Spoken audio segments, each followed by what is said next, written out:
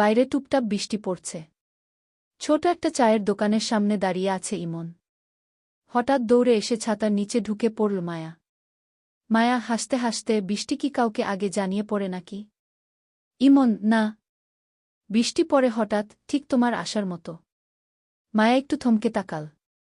চায়ের কাপ হাতে নিয়ে দুজন পাশাপাশি দাঁড়াল।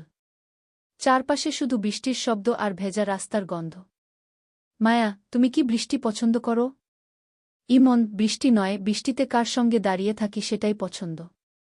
মায়া লাজুক হয়ে বলল, তাহলে আজ বৃষ্টি ভালো কাজই করল।